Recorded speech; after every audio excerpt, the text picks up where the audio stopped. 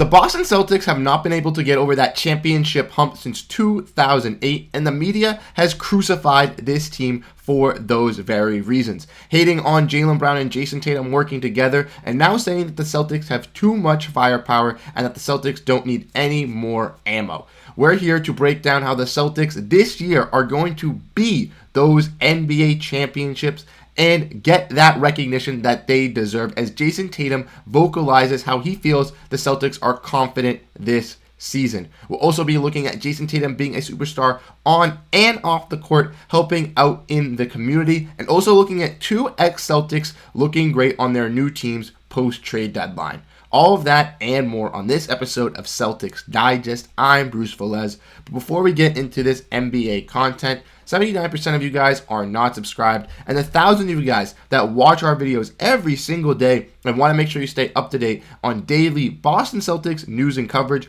hit the subscribe button, as you definitely will not regret it. But let's dive into the news at hand today. Make sure to grab a snack, as this episode is going to be a jam-packed one, as we got a multiple and plethora of topics to dive in for today. The first topic that we're going to be diving in are ex-Celtics showing out on their new teams. And if you guys do not know, the Celtics made two trades before the trade deadline, sending out Lamar Stevens for Xavier Tillman and sending out Dalano Banton and bringing in Jaden Springer on the Grant Williams traded player exception. And both of these guys, Dalano Banton and Lamar Stevens, had some, bright spots for themselves and could be working on some teams. But with the Boston Celtics, they just fell at the end of the totem pole and never could get their light of shine. But on their new teams, they've looked fantastic in their new first starts. If we want to dive in and look, the first player we're going to talk about is Dalano Banton, who on Saturday had his first matchup for the Portland Trail Blazers. Now, they lost to the New Orleans Pelicans, but he played 25 minutes per game, which is the most that he received all season, shooting 35% from the field, 20% from three, 100% from free throw, with 3 rebounds, 3 assists, 2 total turnovers, and 12 total points. Now, not the greatest shooting stats for Dalano Banton, but as we all know, he's not the best offensive point guard, and that is clearly shown in his 35% shooting. But it's good to see that he got 25 minutes, which he never seemed to get on this Boston Celtics team. And with having a guy in Malcolm Brogdon having some injury history and also a youngish team being in Portland, Dalano Banton could seem to get some run as a backup point guard or even as a backup shooting guard for this team. And hopefully he can get some run to develop and be a nice piece for Portland, as we wish the best of luck for Dalano Banton. Now, if we want to look at Lamar Stevens, they also played the New Orleans Pelicans, which is kind of ironic, in their next game on Monday, and also suffered a loss as he's a part of the Memphis Grizzlies organization.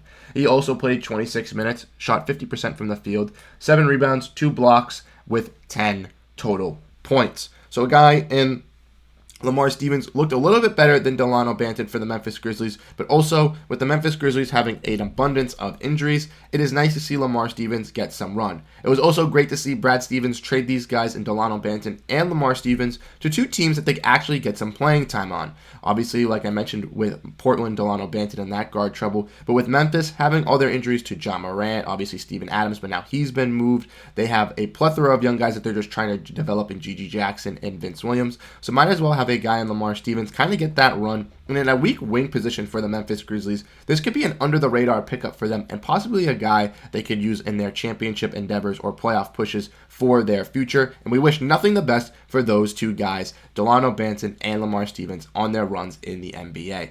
Now, let's dive in looking at Jayson Tatum and seeing how Jayson Tatum is helping out communities. And this was forecasted a bunch on NBA Twitter this morning, but as we all know, Jayson Tatum, and from Dunk Central, SoFi announced as a partnership with Jayson Tatum Foundation, he is committing over $1 million over multiple years to aid low-income single-parent families in building generational wealth. A superstar on and off the court, and this was broadcasted by CBS this morning. Jayson Tatum went on there, had a little bit of a talk, but they went into detail talking about how Jayson Tatum is going to be helping out low-income family homes in the areas of St. Louis, aiding them with a bunch of money and helping out his hometown, which is fantastic to see from a superstar in Jayson Tatum. I know we don't really talk about the off-the-court stuff that much on this channel here on Celtics Digest, but it is amazing to see your superstar doing stuff for the community and helping out. We obviously saw, Marcus Smart help out in the community in Boston, and Jrue Holiday, a big community community guy in Milwaukee, will continue to be a big community guy here as well.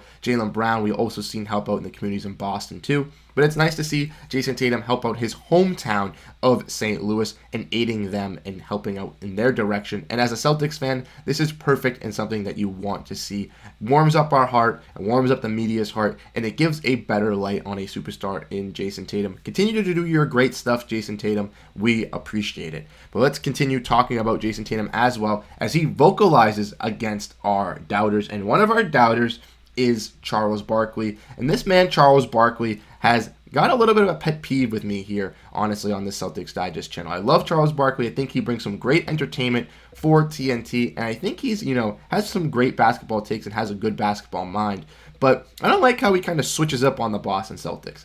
Last year, he was hating on the Celtics, saying they annoy him, they give him headaches in the playoffs, and how they function, which I can understand why he was saying that. But then this season, right at the beginning of October, after we traded for Kristaps Porzingis, after we traded for Jrue Holiday, he was back on this Celtics bandwagon and back in this Celtics boat, screaming and preaching that he thought the Celtics would be the NBA championships this season, saying on TNT that no team is going to be able to beat the Boston Celtics. But after the Celtics played the Milwaukee Bucks on TNT, after a back-to-back versus Minnesota, and got absolutely embarrassed by 20 points and having none of their starters play in the second half, Charles Barkley had a little bit of a different outlook on this situation.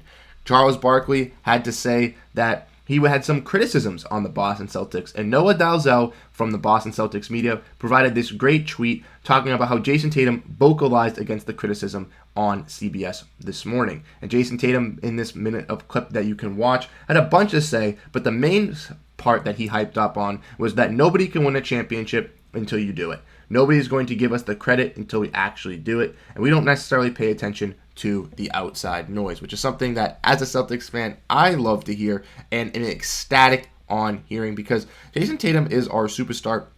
If he's buying into this, no outside noise, no critics, when the playoffs come, they are going to be locked in. And this team is obviously one of the better teams in the NBA. I don't know why it gets the criticism it does. Yes, they had a bad game versus Milwaukee, like I mentioned, but it was coming off a back-to-back playing against Minnesota, who was another tough matchup for the Celtics and a very, very good defensive team. So the Boston Celtics had a little bit of an issue there, going from a great defensive team to a weak defensive team, having that team have some extra rest. It definitely didn't help out that the Boston Celtics were playing on a back-to-back. But like I mentioned, Charles Barkley wants to hate, wants to call out. Jayson Tatum wants to take that into account, basically saying the Boston Celtics will handle this on their own and that they are ready to be locked in. I don't understand why we have all this hate, bringing in Kristaps Porzingis, bringing in Jrue Holiday. This Celtics team is going to be totally fine. And I know that these guys, Kristaps Porzingis has some injury history. Some people want to harp on that. Jrue Holiday has been great offensively. The last couple of stretches at the beginning of the season wasn't that great, but he's starting to fill in. But if we want to look at this Celtics team, courtesy of Dan Greenberg, this tweet was released as of yesterday. But the Celtics, as of yesterday, 41-12, the most wins and fewest losses across the whole NBA. 22-11 versus teams under 500, versus teams 500 or better, which is tied most with wins and fewest losses across the whole NBA. 19-1 versus teams under 500, only having one of those losses, and that's tied with the fewest losses across the entire NBA. 25-3 at home, which is the most wins and fewest losses, and 16-9 on the road, which is tied for the fewest losses. This team is firing on all cylinders, winning games that they need to win versus the good teams. Yes, winning games versus the bad teams as well, but keeping a 50-50 above 500 record over the teams above 500 is great. Having a great road record as well, being right around 500 on the road is perfect. And 25-3 at home. I know that the Celtics had a little bit of a slump at home, but they've kind of brought it back and they've looked brilliant in the last couple weeks. Like I mentioned, this Celtics team is really, really talented. Top of the Eastern Conference, and with the Eastern Conference, yes, getting better. We saw the Knicks make some moves at the trade deadline. We saw the Sixers make some moves at the deadline. The Pacers do some moves. The Cavs are really clicking. The Heat obviously will get gelling once the playoffs hit. But honestly, I think that the Celtics team has no fears, no issues until we get deeper into the playoffs, and I fully, confidently think that this team is going to be making a finals run, proving all the haters wrong, proving all those media members wrong that the Jaylen Brown and Jayson Tatum could not work together, and finally proving that a championship is coming to Boston with Banner 18 on the way. Let me know your guys' thoughts and opinions in the comment section down below. Do you guys agree with this hate on the Boston Celtics, or do you guys think that the Celtics will prove everybody wrong this season?